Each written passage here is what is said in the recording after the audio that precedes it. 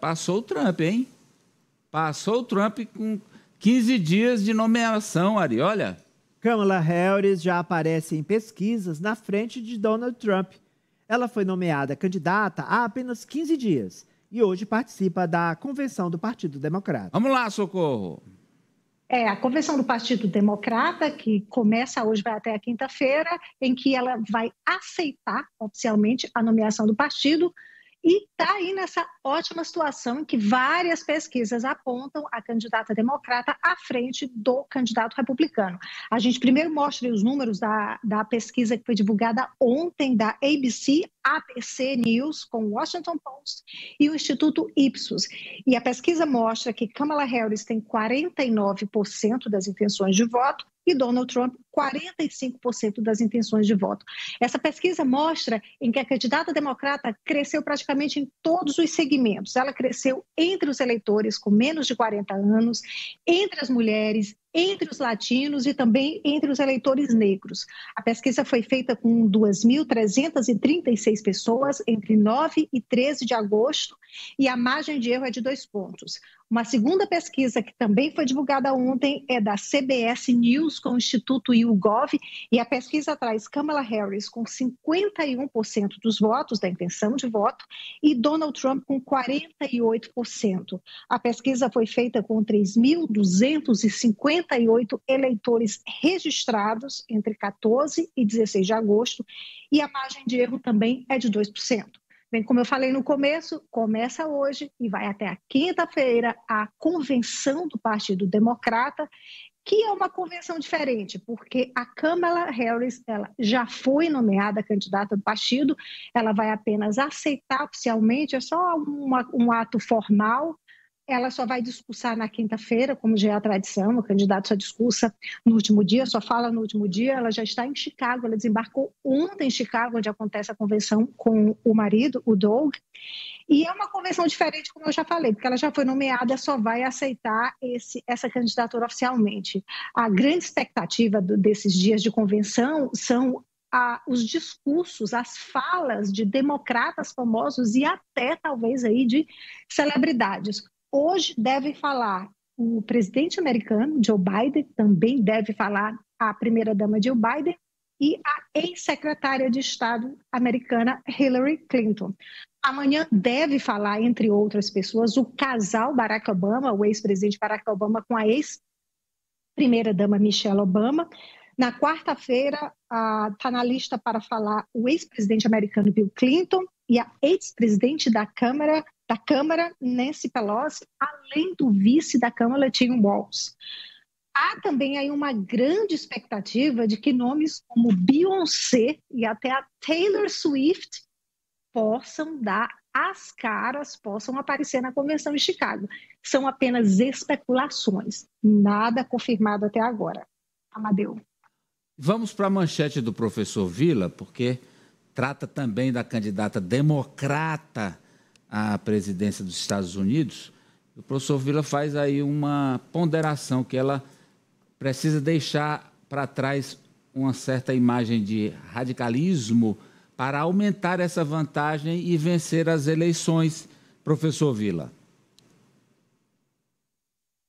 Exato. Acho que a questão que se coloca é justamente essa, quer dizer, veja como a política é surpreendente, Amadeu e quem nos acompanha. Essa convenção, já marcada há algum tempo, significava para muitos, há 2 meses atrás, uma espécie, com a participação de Biden como o candidato, as pessoas iam ficar aguardando os equívocos que ele ia cometer na convenção, falhas, esquecimentos e algo do gênero. Seria uma espécie de convenção já com sinal de derrota. Veja como é a vida. Quer dizer, há pouquíssimo tempo que a Câmara é a candidata, é pré-candidata, na prática candidata, e o cenário eleitoral é radicalmente outro. ou seja, ela passou à frente, segundo todas as pesquisas, claro, dentro da margem de erro, e agora tem de fazer as articulações políticas. Já começou a fazer com bastante competência, vide a indicação do candidato à vice-presidência na sua chapa, né? Lembrando sempre que, no caso norte-americano, a eleição do presidente é feita pelos estados. O voto do eleitor é para a Câmara dos Representantes, que é a nossa Câmara dos Deputados, e para o Senado. E aí é interessante, por fim, ver que aquele avanço da extrema-direita é um momento até recente, no começo desse ano, né, que falávamos tanto na esfera mundial, teve derrotas significativas, né? O caso da Grã-Bretanha é bem claro, a vitória dos trabalhistas, o caso francês, que em certo momento imaginávamos de um governo no parlamento de extrema-direita, também isso não ocorreu na Espanha e em Portugal, sem falar de alguns outros países, mas lembrar no caso norte-americano, que pela importância dos Estados Unidos, a derrota do Trump pode significar um auxílio ainda maior mundial para aqueles países que estão meio naquele fio da navalha entre a democracia e formas autoritárias de governo, diversas formas autoritárias. Então, isso é uma coisa boa, né? Louvar para quem defende a democracia, porque o Trump é inimigo da democracia, ninguém precisa externar muito sobre isso, tudo que ele fez, e basta ver a invasão do Capitólio. Então, é um sinal bastante positivo. Agora, a questão toda é se os pesquisados que falaram que vão votar nela vão comparecer no dia da eleição. Essa é uma grande questão dos Estados Unidos. Primeiro, comparecer às eleições, ao dia das eleições. Algumas vezes se vota por correspondência, diferente daqui. Segundo, saber efetivamente, algumas das pesquisas, por fim, identificam isso, é quem está registrado, né? Porque em alguns estados em que os trumpistas hoje dominam os governos estaduais, eles criam enorme dificuldade para você se registrar como eleitor. É um sistema diferente do brasileiro, que é muito melhor, mas muito melhor do que o sistema norte-americano, o nosso sistema eleitoral. Oliveira, a Kamala Harris caiu no gosto do povo americano? Caiu no gosto do povo porque conseguiu brigar com o Trump de forma mais clara, né? A gente tinha no Joe Biden uma dificuldade de fazer esse embate mais acalorado, vamos dizer assim, dar respostas mais contundentes para os ataques e para as fake news que o Trump todos os dias, todos os discursos reverbera.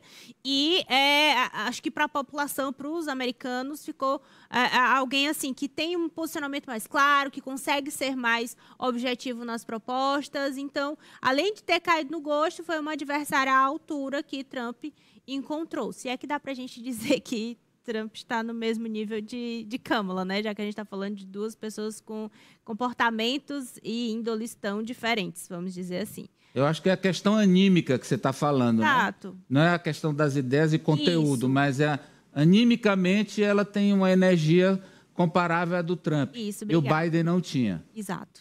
Pois não, Francis Teixeira. O Francis está dizendo aqui para mim, viu, Ari, que o Trump está até compartilhando fake news.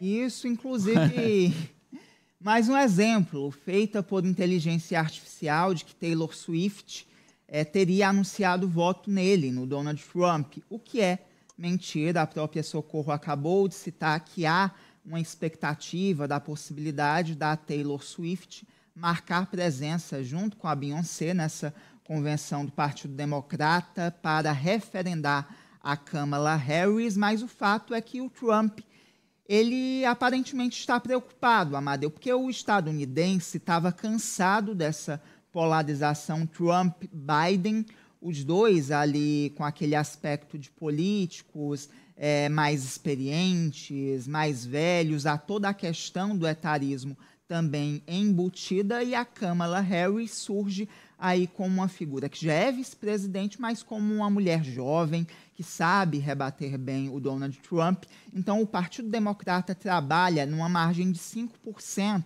para que Kamala tenha uma tranquilidade de que vencerá o Donald Trump, e exatamente por isso que o professor Vila citou, porque a eleição é de colégios eleitorais, e o republicano, o último republicano que venceu com maioria absoluta de votos foi o George W. Bush, ali na eleição de 2005, salvo engano. Então, desde então, o Trump foi eleito, mas sem a maioria absoluta dos votos. Então, por isso que é importante ter uma margem maior nesse cômputo geral, porque isso reflete de que nos estados pêndulos a Câmara ela estaria na frente do Donald Trump.